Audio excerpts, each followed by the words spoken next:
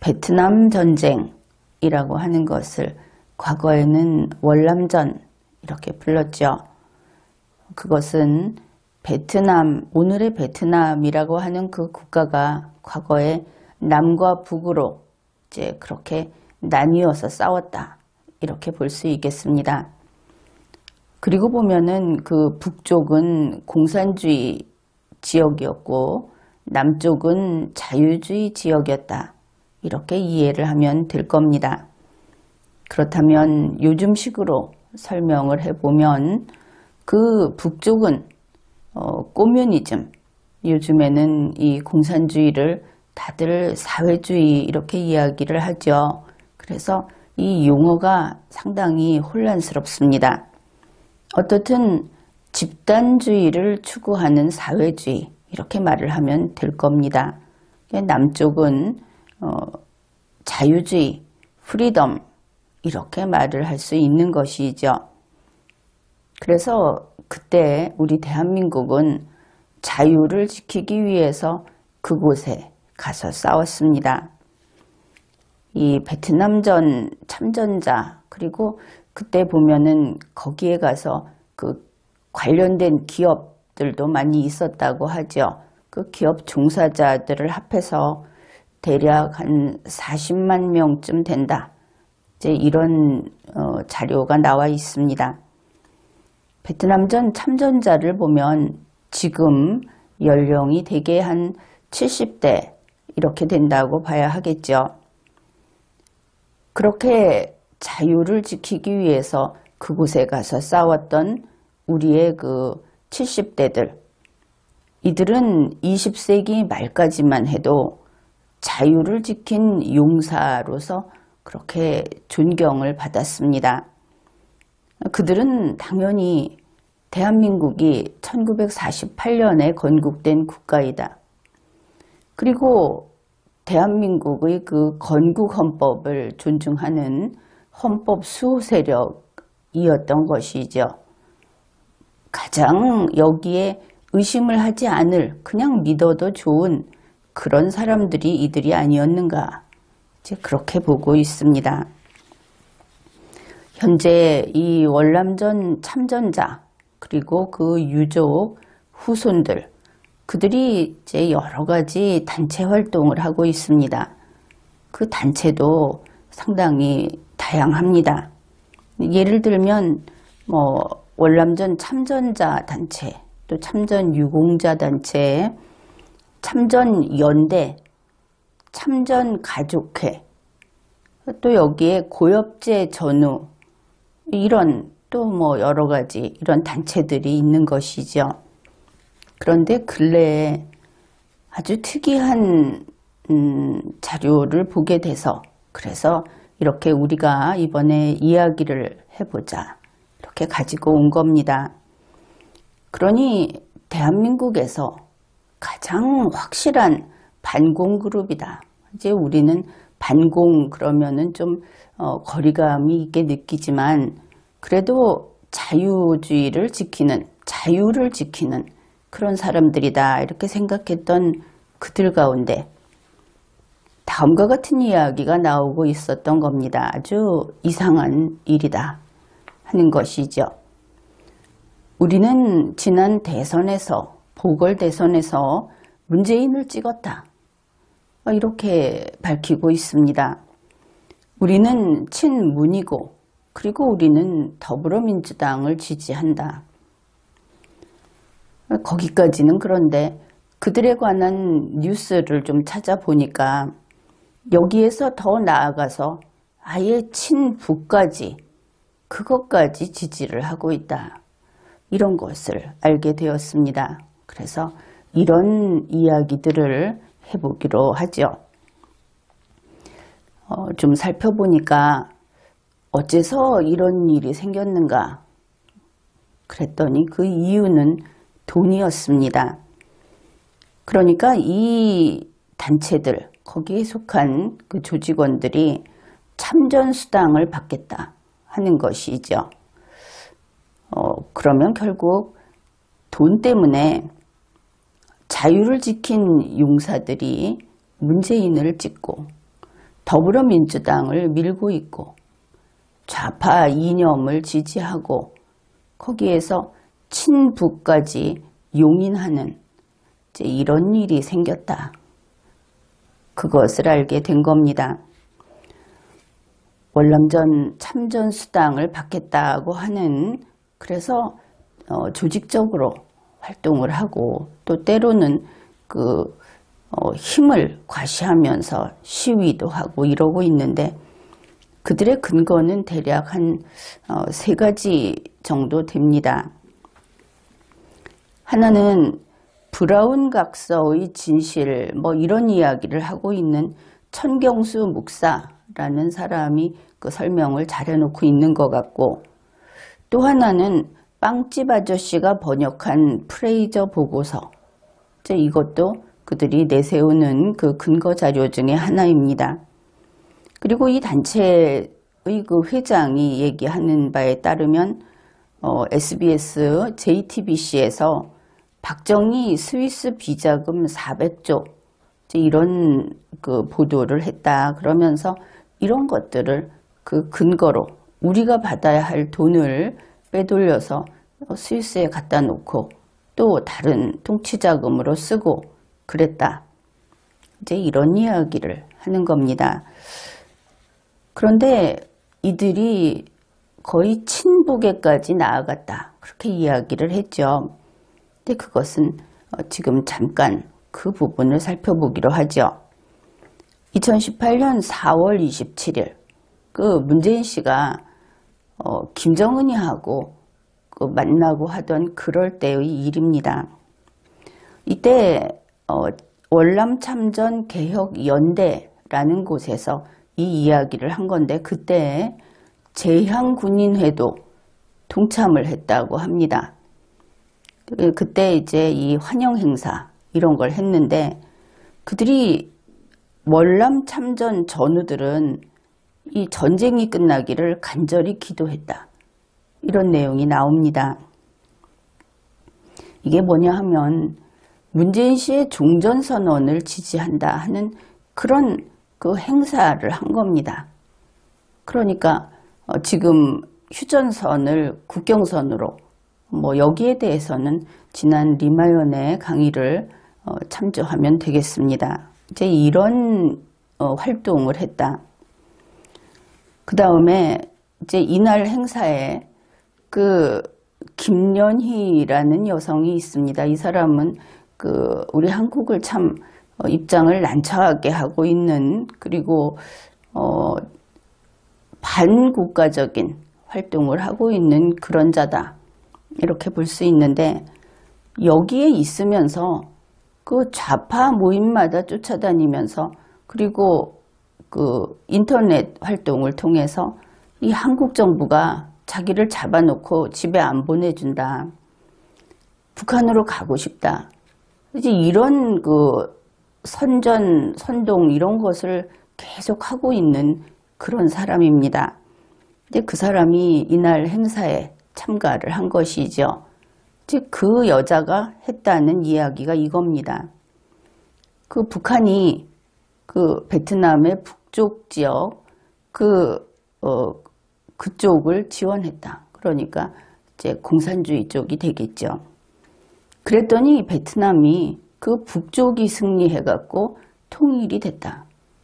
그 사람 말로는 사회주의 국가로 통일이 됐다.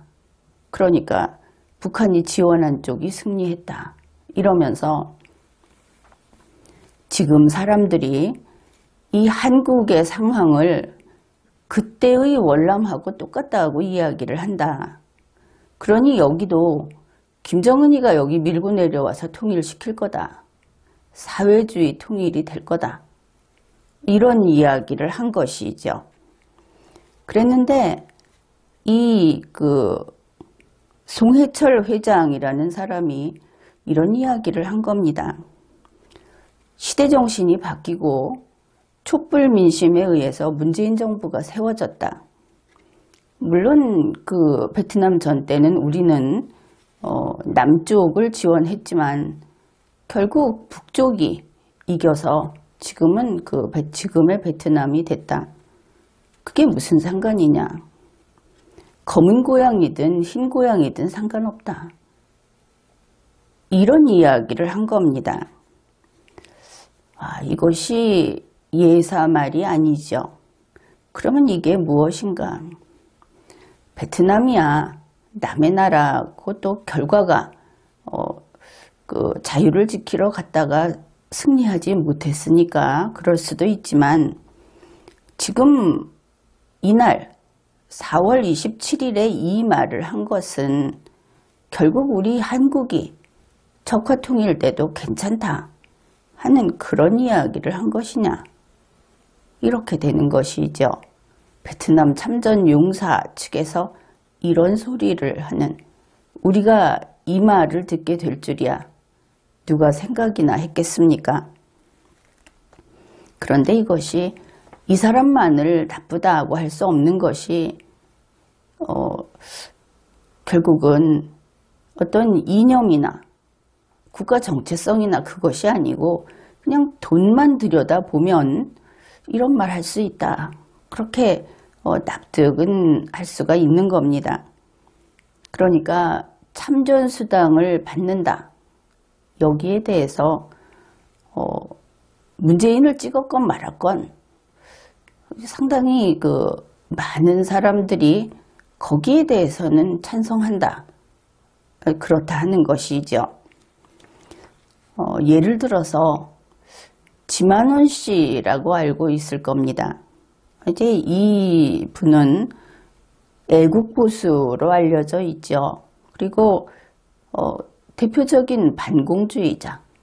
그뿐 아니라 아주 강력하게 친박정희라는 것을 밝히고 있는 그런 인물입니다. 그럼에도 불구하고 월남 참전 피해 보상 문제라든지 고엽제 피해 보상이라든지 하는 거기에 있어서는 그 보상 받는 쪽, 돈 받는 쪽에 찬성을 하고 있다. 그런 것을 알 수 있죠. 바로 이제 그런 면이다. 이렇게 볼 수 있는 겁니다. 다만 돈을 받을 수 있으면 받는데 좌파에게 속아서 이용당한다든지 그래서 본의 아니게 친북 활동까지 해버린다든지 친북적인 발언을 한다든지 이것은 하면 안 되겠다. 그런 이야기입니다. 그래서 이렇게 지금 참전 수당을 받겠다 하고 앞에서 이야기한 근거 3가지가 있었죠. 그런데 안타까운 일은 바로 그 수당을 어디서 받느냐 하면은 문재인 정권, 좌파 정권 하에서 받으려고 하는 것이 참 어려운 일이 돼버렸습니다. 그것도 그럴 것이 이 문재인 씨 측, 좌파 정권 측에서 그 근거는 틀렸다. 이렇게 밝혀버렸기 때문입니다. 국회의 자료에 따르면 다음과 같은 이야기들을 그들이 했다. 이제 이것을 알 수 있는 것이죠. 문재인 국방부에서 2019년 3월 27일에 이렇게 밝혔다고 합니다.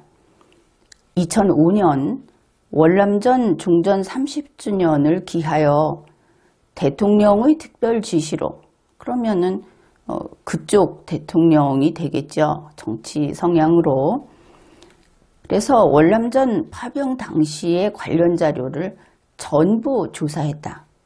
그 결과 당시 해외 파견 수당은 한국과 미국 사이에 합의된 금액대로 정상 지급되었다 하는 것을 확인했다. 이제 이렇게 밝힌 겁니다. 그러면 그때 전부 조사해서 확인을 했다면 문재인 씨가 누구보다도 잘 알고 있겠죠. 그러니 지금 와서 문재인 씨 보고 그걸 뒤집어라 이렇게 말을 해서 그게 통하겠습니까? 누구보다도 안 된다 하는 것을 문재인 씨 자신이 알고 있다. 그런 겁니다. 그러니 10%만 주고 90%를 박정희 정권에서 박정희 당시 대통령이 떼어먹었다. 이렇게 주장을 하는데 국회에 그것이 아니다 하는 자료가 이렇게 나왔다 하는 것이죠. 그 다음에 민홍철 위원, 이제 이 사람은 더불어민주당 소속 국회의원인데 이현주 의원하고 같이 바로 이 참전수당 주자 하는 특별법을 발의한 사람입니다. 그런데 그가 이렇게 이야기를 한 것이죠. 그동안의 정부 측의 의견은 이미 법적 해석이 다 끝났고 사법적인 판단도 끝났고 그 다음에 민사소송을 통해서 그래서 이미 사법적인 판단이 다 끝난 사안이다. 참전수당을 줄 법적 근거 없다. 이렇게 이야기를 한 겁니다. 혹시 이 참전자 그쪽에서는 국회의원이면 대통령이면 법 없이도 그냥 마음대로 이런 법적 근거가 없어도 그냥 주자 이렇게 특별법을 만들어서 줄 수 있다고 착각을 하고 있는 것인가? 잘못 안 것인가? 이제 그 부분에 우리가 의문을 가져야 하는 것이죠. 법적으로 안 된다고 했을 때는 특별법으로도 안 되는 겁니다. 그렇지 않겠습니까? 그 다음에 문재인 국방부의 차관은 국방부 차관이죠. 이렇게 이야기를 했습니다. 국방부는 월남전은 법제처의 법령 해석과 법원의 판결의 결과, 게다가 관련 부처의 의견, 이런 것들을 다 종합적으로 고려했을 때 전투 근무수당 지급 대상이 아니라고 판단하고 있다. 이제 이런 것들이 바로 국회 자료에 나타나 있다 하는 겁니다. 그러니까 이게 무슨 얘기입니까? 2019년 3월 현재 이들의 이야기는 참전수당 줄 생각이 없다. 그렇게 그 해석을 하면 되겠죠. 이제 법적인 근거가 없다. 또 원래 그렇게 주는 거 아니다. 줄 거 다 줬다. 이제 이게 문재인 정부의 입장인데 이것을 떠나서 우리가 우리 편과 남의 편 나눠서 한번 생각을 해봅시다. 왜 문재인 씨 쪽에서 이 월남 참전용사 쪽에다가 돈 주고 싶지 않은가? 이제 이걸 그냥 상식적으로 생각해보자 하는 것이죠. 가장 큰 이유는 핏줄이 다르기 때문입니다. 그러니까 좌파들, 핵심 좌파들의 입장에서 이 월남 참전 용사들, 그 후손들, 그들이 뭐냐? 그들의 입장에서 이 사람들은 박정희 키드라는 겁니다.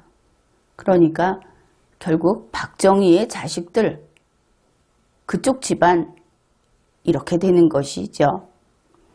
물론 여기 이 참전수당 받겠다 하는 사람들 중에는 박정희 전 대통령을 욕하는 사람도 있죠. 도둑질했다 하면서 아주 될 데 없이 그렇게 말하는 사람이 있습니다. 그러면은 그게 뭐냐? 그거야 간단하죠. 박정희 자식 중에 효자도 있고 불효자도 있는 거 아닙니까? 욕하는 사람은 박정희의 불효자식이다. 이런 겁니다. 박정희의 불효자식이라고 해서 그게 좌파의 자식이 됩니까? 핏줄이 다른데.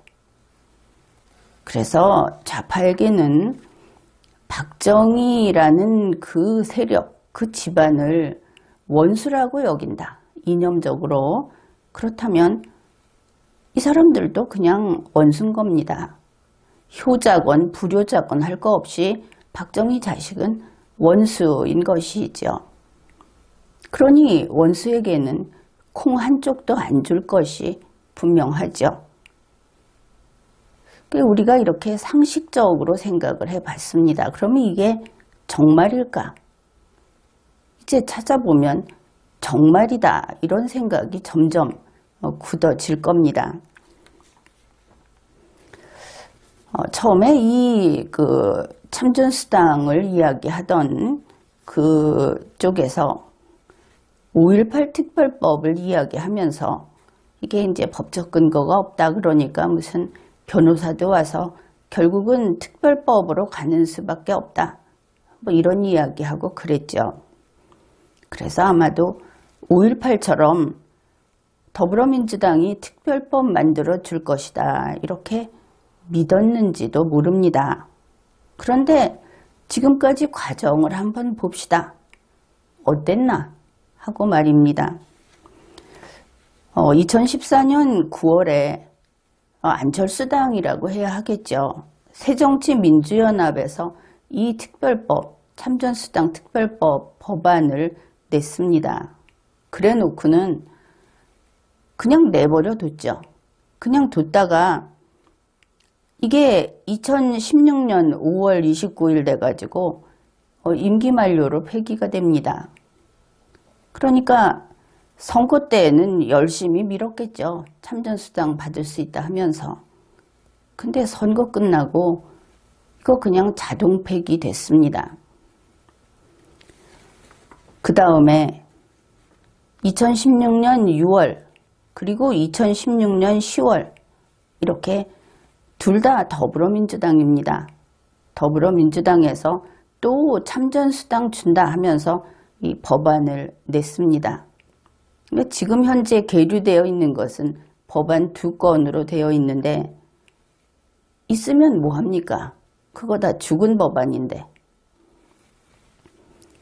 지금 선거 끝나고 그거 통과시켜가지고 해줄 수 있겠느냐? 안 되겠죠. 그런데 이번에 이 더불어민주당에서 제안한 법안 2건은 안철수당 때보다도 더 괘씸하다. 이렇게 볼 수 있는 것이 한번 생각해 보십시오. 2016년 6월, 10월에 냈다고 하는데 뭐 그동안에 이제 국정이 복잡했으니까 그렇다 치고 2017년 5월 문재인 씨가 보궐대통령 되고 나서부터만 따져보기로 합시다. 그전에는 그냥 뭐 내버려 둘 수 있다. 이렇게 봐주자 하는 것이죠. 2017년 5월, 2018년 5월, 2019년 5월, 그리고 올해 5월이 되면 자동 폐기되겠죠. 국회가 끝이 나니까. 꼬박 36개월을 그냥 내버려 둔 겁니다. 그리고 앞에서 뭐라고 했습니까? 이거 법적으로는 다 끝났다. 해줄 거 없다. 게다가 30주년 해가지고 조사했더니 줄 거 다 줬다. 그리고 36개월 그냥 놔둔 겁니다. 그러니 이번에도 역시 아무것도 안 하고 있다가 또 자동 폐기 되는 것이죠.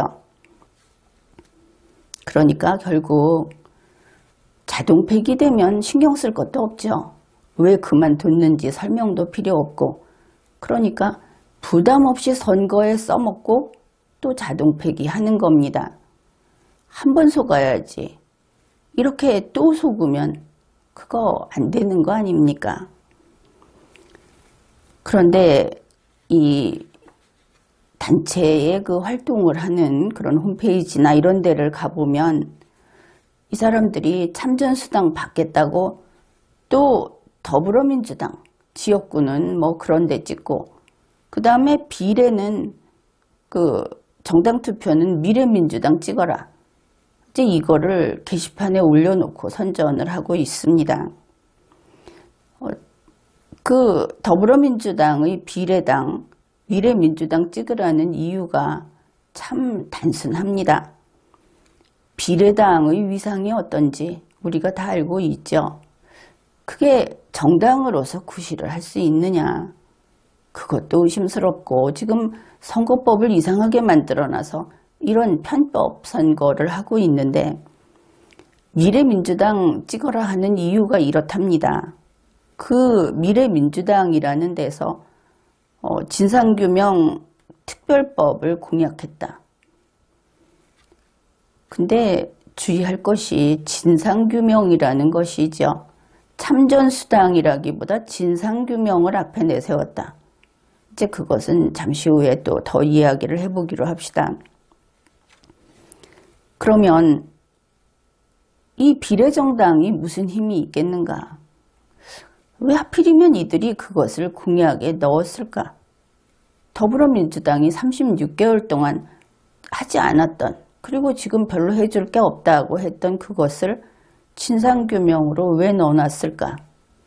이제 이것은 이제 또 다른 성격이지만 어떻든 이렇게 선거에 또 이용당하는 것으로 보이는 그런 자료가 바로 이거다.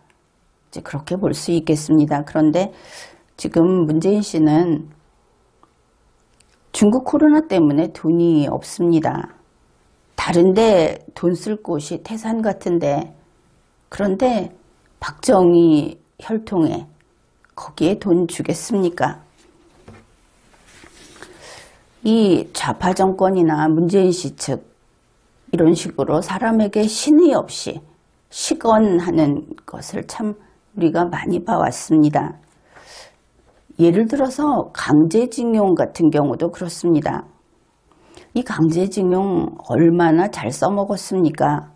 그거 가지고 양승태 전 대법원장 잡아놓고 또 절대 건드릴 수 없을 것 같았던 사법부를 산산조각 냈죠. 그런데 그 징용공이었다 하는 그 당사자들 이익 받습니까? 그 사람들 이익 본 거 없습니다. 그거 예전에 한번 그것을 좀 본 적이 있는데 참으로 복잡한 문제가 걸려 있습니다. 그거 그냥 구호로는 써먹을 수 있는데 정작 해보자 그러면은 우리 한국이 발목이 걸려서 못하는 겁니다. 그런데 확실히 앞머리까지 잘 써먹었죠. 그래 놓고는 이제 돈이 없다 하면서 그만뒀습니다. 이 좌파들의 수법 알고 있죠. 더불어민주당 하는 짓 보면 기가 막히다 이렇게 느낍니다. 자료 다 이렇게 조사해서 최종 자료 나왔다 이러더니 다 해놓고 그냥 묻어버렸습니다. 못 보게 한 것이죠. 아주 열심히 조사했는데 못 보게 되면 어떻게 됩니까? 올스톱 되는 것이죠. 그런데 하기는 했다. 이러는 것입니다. 아무튼 강제징용도 그렇게 이용당한 것뿐이죠.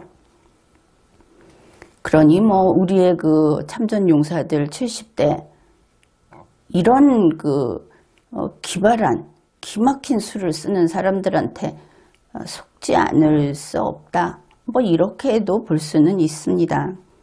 그런데 여기에는 더 큰 문제가 있다. 이제 그런 이야기를 해야 하겠습니다. 바로 이게 이 좌파들의 새로운 과거사 아이템이다. 이제 이게 좀 걱정이 많이 됩니다. 그러면은 누가 이 화를 먼저 입느냐? 당연히 좌파로 전향한 이 박정희 혈통, 이 사람들이 먼저 화를 입지 않을까? 왜냐하면 우리가 그랬소 하고 나섰기 때문에 이제 그거를 좀 생각해 봐야 하겠습니다. 앞에서 문재인 국방부 그리고 더불어민주당에서 참전수당은 안 준다 그랬죠. 그런데 그럼에도 불구하고 이들이 이구동성으로 하는 말이 그러나 공청회는 하자, 진상조사는 하자 이러고 있는 겁니다. 앞에서 더불어민주당의 비례당이 진상조사를 앞에 내세웠다고 했죠. 이 차이를 잘 생각해야 하는 겁니다. 뭐냐면 지난번에 그 이현주 의원이 내놓았던 특별법안 그거하고 민병두 의원이 내놨던 특별법안이 한 4개월 차이밖에 나지 않습니다. 그런데 그 법안 제목을 앞에다가 나란히 놓고 한번 잘 읽어보십시오. 나중에 나온 민병두 의원이 낸 안을 보면 핵심이 진상조사입니다. 여기에서 섬뜩함을 느껴야 하는 것이죠. 이제 진상조사로 방향을 틀고 있다. 그것을 알 수 있죠. 바로 이게 12.12하고 5.18 때하고 아주 비슷하다 하는 겁니다. 이들이 5.18을 입증하지 못해서 12.12와 엮어서 땅콩 속에 두 개를 집어넣은 다음에 이것을 단죄를 했습니다. 여기에 대해서는 나의 리걸마인드 책이 많이 있습니다. 그런데 이 두 개를 같이 넣어놨는데 법은 원래 그렇게 처리하는 것이 아니죠. 그래서 이것이 허점투성이고 위헌이다. 나는 그렇게 판단을 한 겁니다. 그런데 이번에 또 그와 같은 어떤 거대한 그런 음모가 자라나고 있다. 이제 그렇게 보입니다. 최근에 그 베트남 전범을 처벌하자 이런 분위기가 무르익고 있다 하는 것을 알 수 있습니다. 그런데 이 좌파들은 복수를 하려고 하면은 상당히 집요하게 준비를 합니다. 물론 그 외줄기로 일사천리로 이렇게 준비한다는 것은 아니고 계속 한 팀이 하고 그 다음 세대가 하고 그 다음 세대가 하고 이래가지고 나중에 보면 한 십수년, 몇십 년 이렇게 준비를 하는 것이죠. 될 것이라고 믿고 하는지 아닌지는 모르겠는데 지나고 보면은 참 많이도 준비한다. 그것을 알 수 있습니다. 2019년 2월 18일 BBC 코리아가 한국군의 그 전쟁 범죄 거기에 대해서 보도를 했습니다. 그런데 이것을 보고 참전용사들은 우리 참전용사를 이렇게 모욕할 수 있느냐 이렇게 이야기를 했는데 그 라이따이한 이야기만 볼 것이 아니고 더 큰 덩어리가 있다 하는 것을 봐야 한다 하는 것이죠. 여기에서 하는 말이 한국 자체 내에서 1990년대에 시작을 해서 이때까지 2019년 그 현재까지 한국군이 대규모 민간인 학살을 했다. 강간과 약탈 등을 했다 하는 데 대해서 한겨레 신문 등을 비롯한 또 다른 신문에서도 기획특집을 내고 또 시리즈를 내고 이러면서 계속 보도를 했고 그 다음에 학술 연구도 많이 됐다. 이제 그렇게 이야기를 합니다. 여기에 당연히 참여연대와 민변도 있었고 명확하지는 않지만 국제인권법연구회의 세미나에서도 이와 관련된 것을 본 듯한 기억이 있습니다. 이들 모두가 크게 말해서 한국군의 전쟁 범죄 이것을 다루고 있는 겁니다. 일단은 베트남전 그리고 그 다음에 이것을 계속 확장해 나갈 것이다 하는 것은 예측 가능한 일이죠. 그런가 하면 2017년 12월 4일 조흥국 부산대 국제전문대학원 교수가 쓴 그 글을 보면 한국과 베트남의 두 가지 문제 이러면서 하나는 베트남 민간인 학살 그리고 또 하나는 라이따이한 문제다 이렇게 밝힌 것을 알 수 있습니다. 이와 관련된 모든 연구 자료가 밝히고 있듯이 라이따이한이라는 용어가 무슨 뜻인가? 즉 그것을 봐야 하겠죠. 여기에서 라이라고 하는 것은 아주 그 모멸감을 담아서 하는 그런 얕잡아보고 또 뭐 이런 말이라고 하죠. 이것이 사람에게 잡종 이런 말을 쓰고 있는 것이다. 그래서 말 그대로 해석을 하면 라이따이하는 한국계 잡종 더럽혀진 것들 뭐 이런 뜻이 되는 겁니다. 그래서 실은 라이따이한이라는 말을 써도 되는 것인가? 이제 그것까지도 주저하게 되는 그런 명칭입니다. 이때 그 BBC 코리아는 직접 성폭행을 당했다는 피해자가 2019년 2월 18일 현재 800여 명이 있다고 합니다. 그 다음에 그로 인해서 여러 그 경로가 있겠지만 하여간 라이따이한이라는 사람들은 5,000명에서 1만 명까지 정도가 있다. 이렇게 밝히고 있습니다. 그런데 진상조사를 하게 되면 더 나오겠죠.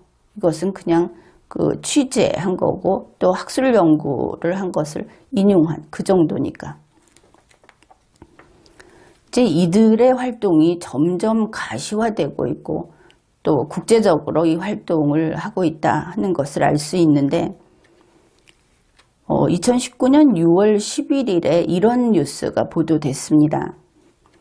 라이따이한들을 주축으로 하는 우리 같으면 민주화 운동을 하는 곳이라든지 하여튼 시민단체 뭐 그런 것으로 보이는데 그들이 문재인 씨에게 이런 요구를 했다 하는 겁니다. 그 요구를 주 영국 한국 대사관에 제출했다. 그 내용이 이 베트남전 참전 여기에 대해서 UN 인권위원회에 조사 의뢰를 하라. UN 인권위원회에서 이 조사를 하게 되면 어떻게 됩니까? 그 참전한 사람들, 그때 거기 갔던 기업에 종사했던 사람들은 다 피조사자가 되겠죠. 그 다음에 한국군 병사의 DNA를 감정해달라. 이거 친자 확인용이다. 그렇게 요구를 했습니다. 그러면은 친자 확인해서 확인이 되면은 이제 이 사람들은 한국군 참전자하고 그때 거기 있었다는 기업, 그러니까 뭐 일단은 40만 남짓 되는 사람들이 이제 그 대상이 될 수 있다. 이렇게 볼 수 있겠죠. 그런데 그 결과가 나오면 그들의 가족이나 유족에게는 지금 아주 심각한 문제가 발생할 것을 알 수 있습니다. 뭐 단지 상속의 문제, 돈의 문제만이 아니다 하는 것이죠. 그 다음에 이들이 문재인 씨에게 이야기한 것이 런던 중심부에 라이따이한 동상을 세우겠다. 우리 한국이 위안부 동상을 세계 곳곳에 또 징용공 동상을 뭐 이렇게 세우겠다. 혹은 여기에 동조해서 세워주는 곳도 있었다. 뭐 이런 이야기를 들은 것 같은데 이제 우리 한국인이 그 대상이 된다. 그것을 알 수 있죠. 그래서 이러한 직접 코앞에 이제 이런 공격이 들어오고 있다 하는 겁니다. 그리고 그뿐 아니라 청와대 국민청원에 월남전의 만행, 그리고 민간인 학살, 강간 이런 거에 대해서 한국 정부가 인정하고 사과해라. 이런 요구가 들어오고 있는데 문제는 지금 이렇게 공격을 해 들어오는 이 모든 것에 반드시 선행돼야 할 것이 무엇입니까? 그게 바로 진상조사다 하는 겁니다. 그렇겠죠. 그런데 당사자들이 참전수당 받겠다고 진상조사 오케이 해버린 겁니다. 이제 이 일은 시작이 된 거다. 그것을 알 수 있죠. 이 월남 참전자 중에서 뭐 문재인한테 찍었다. 우리는 더불어민주당 지지한다고 했다는 그 단체, 거기에 송해철 회장이 이런 이야기를 했습니다. 월남 파병으로 본의 아니게 피해를 본 월남 국민들의 적절한 보상과 위로 등의 선무활동을 이해 당사자인 우리가 결자 해지의 정의에 따라 정부와 협의해서 실행하겠다. 본인들이 하겠다고 했습니다. 이제 나머지 월남 참전자나 그 유족이나 이런 쪽에서는 이 사람의 말에 동의를 할지 안 할지 모르겠지만 지금 이렇게 이야기를 한 겁니다. 책임지겠다. 그러면은 이제 더불어민주당의 비례당에서 이거 진상조사 하겠다는 특별법 만들겠다. 이렇게 선언을 했다고 하죠. 그리고 이 송해철 회장 측에 있는 이 사람들은 그 진상조사 환영하고 있는 것 맞죠? 그렇다면 진상조사가 어떻게 이루어질 것인가? 5.18 때를 생각하면 됩니다. 청문회하고 진상조사하고 그러면은 그때 무슨 일이 있었는가를 바로 2020년 지금부터 앞으로 우리 전 국민이 그리고 전 세계에서 보게 될 겁니다. 한국군이 가서 무슨 일을 했는가?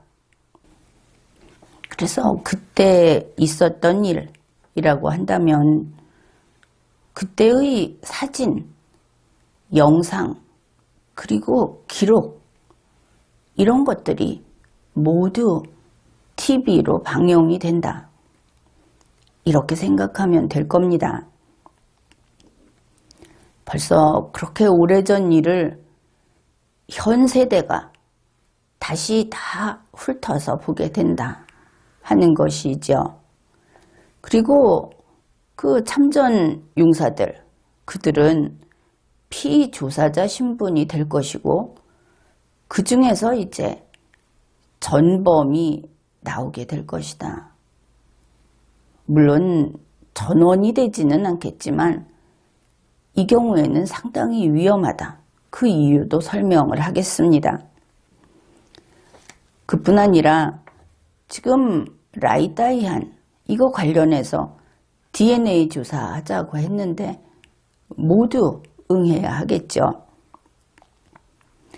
당사자가 사망을 했다.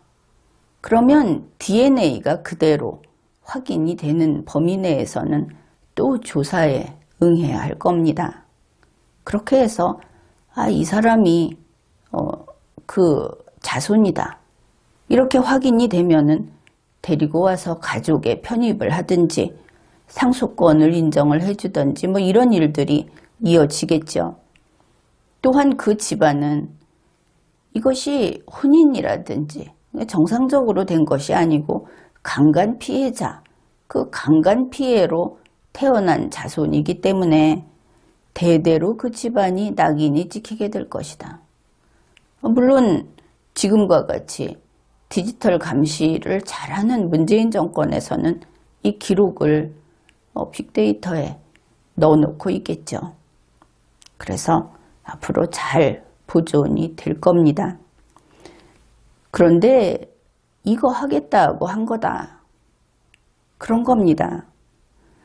그런데 이제 오늘 우리가 이런 이야기를 하고 이제 와서 그거 안 하겠다. 그러면 될 것인가? 아니 이거는 좌파들의 수건 사업입니다. 그래서 잠시 속아서 찬성했는데 이제 뜻을 바꾸겠다 하는 거 그들은 신경 쓰지 않겠죠. 좌파는 계속 추진할 것이다. BBC 코리아가 말을 했듯이 1990년대부터 지금까지 계속 해오고 있는 계속 사업이다 하는 겁니다. 이념전쟁이라고 하는 것은 그렇게 간단한 것이 아닙니다. 정신 바짝 차리고 있어야 하는 것이고 이념적 정체성, 내가 이 대한민국의 국민이다. 대한민국은 나의 유일한 조국이다. 그리고 우리가 지킬 것은 대한민국 헌법 하나뿐이다. 이 헌법을 함부로 손대면 안 된다 하는 이런 인식, 이런 이념적인 정체성, 이것은 생명과도 같은 것이다. 그것을 알아야 하는 겁니다. 아무튼 그 참전 용사들, 70대라고 하는 그들의 유족이나 후손들, 상당히 착각을 했든지 어떻든지 해서 뭐 좋게 해석을 하면은 속았든지 아니면은 좀 능력이 부족했든지 해서 이런 상황이 되고 말았는데, 지금도 참전 용사들이 하는 말 중에 바로잡아야 할 것이 있어서 그 이야기를 해보겠습니다. 누구나 이렇게 이야기를 합니다. 우리 월남전 참전 용사들이 이 나라를 위해서 세운 공이 4.3이나 5.18이나 세월호의 그 유공자들하고 비교가 되느냐, 이렇게 이야기를 하죠. 당연한 이야기입니다. 월남전 참전 용사는 공을 세웠고 나머지 4.3, 5.18 세월호 이쪽 사람들은 공이 아니라 피해를 입었죠. 그래서 비교가 안 됩니다. 그런데 이 말은 좌파 정권 하에서는 아예 논리로 서지를 않는 말이다 하는 것입니다. 구체적으로 따져봅시다. 4.3, 5.18 세월호 유족, 이런 사람들은 바로 그 해당 사건의 피해자입니다. 본인들이 피해를 입었고 결국은 그 가해의 주체는 국가다, 정부다, 이런 이야기를 하고 이걸 지금 다들 이해한다 이러고 있는 거 아닙니까? 그러면 월남전 참전 용사는 어떤가? 지금 참전수당 받겠다 하는 그들은 지위가 뭔가? 물론 피해자 맞습니다. 여러분들, 그 주장을 하는 사람들 말대로 피해자인데 참전수당을 못 받은 피해자인 것이죠. 돈 떼어 먹힌 피해자, 돈 못 받은 피해자인 겁니다. 앞에 있는 그 세 가지 피해자는 일단은 생명 신체에 해를 받은 피해자가 맞죠. 그런데 월남전 참전 용사 쪽은 이 좌파의 시각으로 이야기하는 겁니다. 좌파의 시각으로 봤을 때 월남전 자체를 정의롭지 않은 전쟁으로 보고 있다 하는 것이죠. 이 코뮤니스트들은 그 입장에서 보면은 월남전 참전 용사들 자체가 가해자인 겁니다. 전쟁 범죄를 저질렀다, 그렇게 보는 것이죠. 월남전 과정에서 했다, 이렇게 지금 혐의를 두고 있는 그런 것들이. 그러니까 이제 5.18을 예를 들게 되면 지금 참전수당 받겠다 하는 그 사람들은 5.18의 경우에 진압군인 셈인 겁니다. 진압군이 나도 5.18 유공자로 인정해달라, 이제 참전수당을 달라, 이렇게 한 것이 돼버린다 하는 것이죠. 이거 좌파 정권의 시각에서 하는 이야기라는 것을 잘 기억을 해 두십시오. 그러니 이제 이런 비난이 있다는 것을 당사자들도 아는지 우리는 장교도 아니고 사병이었다, 이런 말도 하고, 나는 그냥 운전병이었다, 또 심한 경우에는 우리는 미군의 총알바지였다, 이렇게 말을 하는데, 좌파들 시각에서 또 보면은 이런 말을 하는 그 참전자들은 그냥 따질 거 없이 다 전범인 것입니다.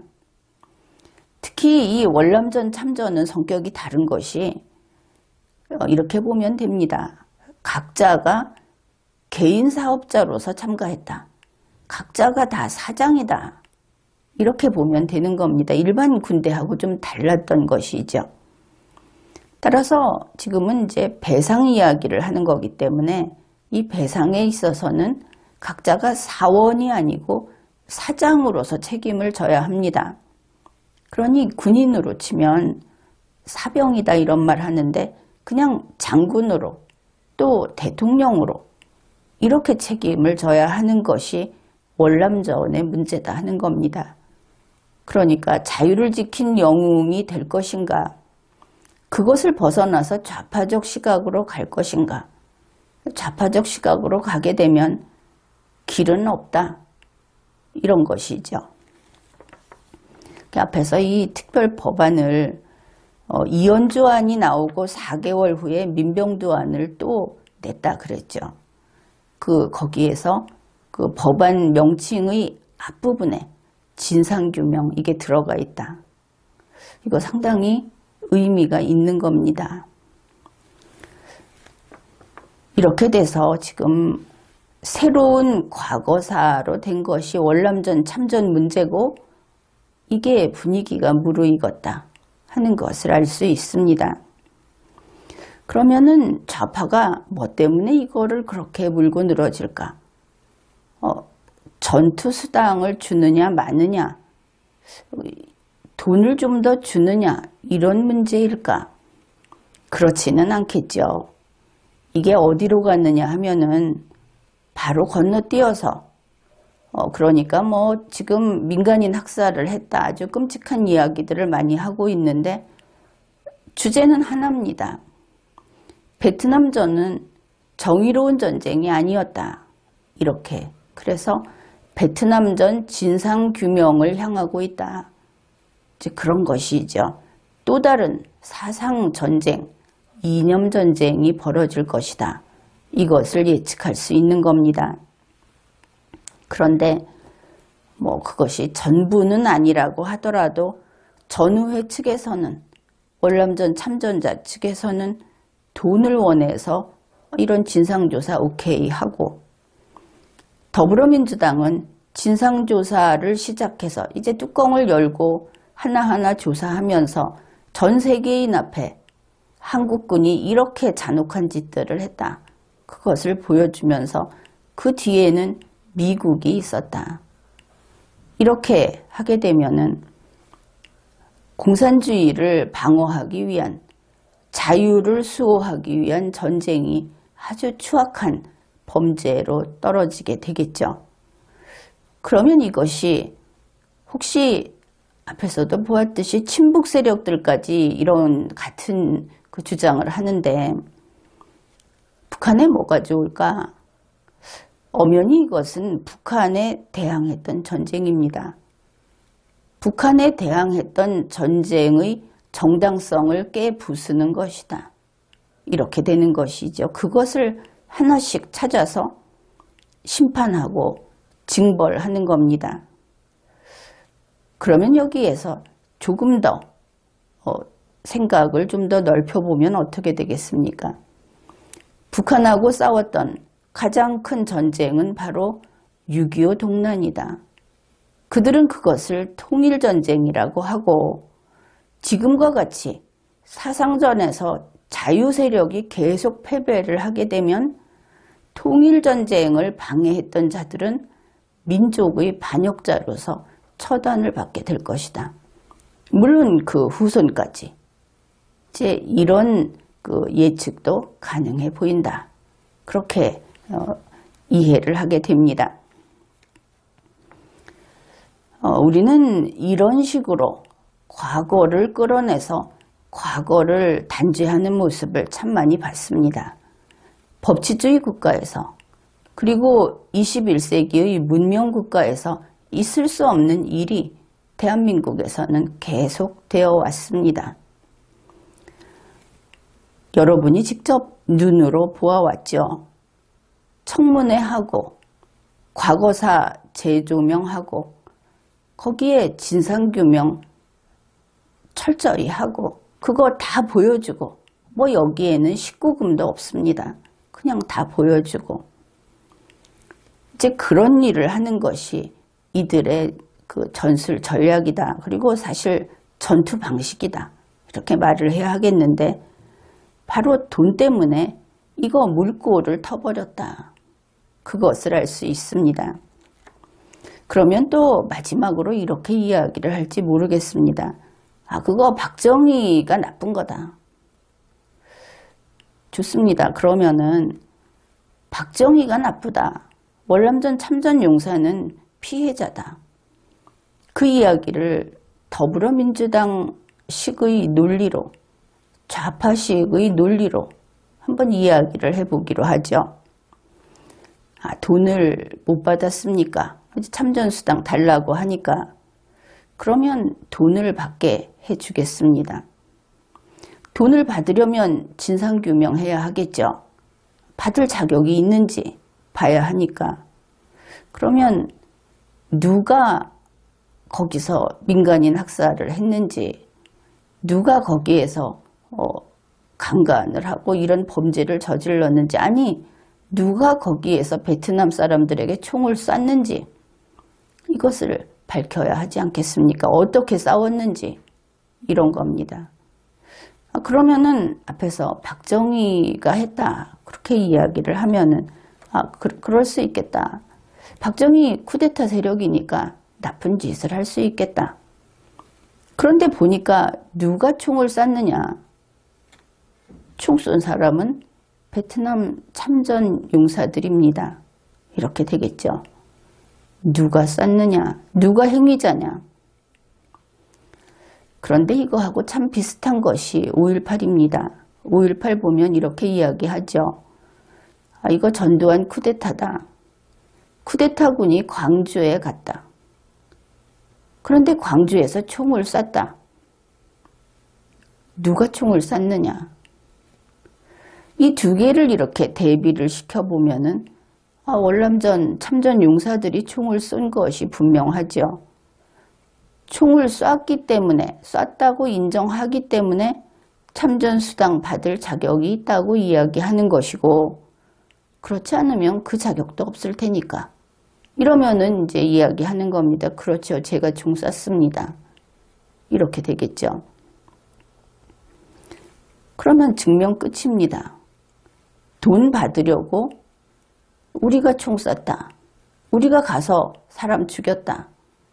이렇게 인정을 한 것이죠. 문제는 그 전쟁이 정의로운 전쟁이었는가? 바로 거기에서 결판이 나는 겁니다. 지금 돈 받겠다고 아등바등 할 문제가 아니다 하는 것이죠. 그것이 자유를 지키는 전쟁이었을 때는 다소 과도해도 인간의 불완전함, 그리고 사과하면 되는 거지만 그것이 애초에 부정한 전쟁이었다고 한다면은 그것은 전쟁 범죄가 되는 겁니다. 스스로 어디로 걸어 들어갔는가? 그것을 생각해야 하겠죠. 어떻든 좌파들은 이렇게 목적을 가지고 이런 일을 하고 있다. 그런데 거기에 동조하면 뭐가 되느냐? 그것은 한편으로는 친북까지 따라가는 것이고 다른 한편으로는 하나뿐인 조국에 대해서 배반을 하는 것이 된다. 이 나라 대한민국을 부정하는 것이 된다. 그것을 알아야 할 겁니다. 그런데 이번에도 이 일이 전개되는 과정을 보면서 참 안 됐다, 딱하다 하는 생각을 하는 것이 어째서 이 좌파 세상은 이렇게나 잔혹한가? 바로 그런 것이죠. 다름 아닌 스스로 죄를 고백하고 스스로 자기를 처단하는 그런 방식이다. 참으로 종교 재판적이고 참으로 문재인스러운 처단 방법이다. 그래서 잔혹하다. 이런 생각을 합니다. 지금까지 리걸마인드 연구소였습니다.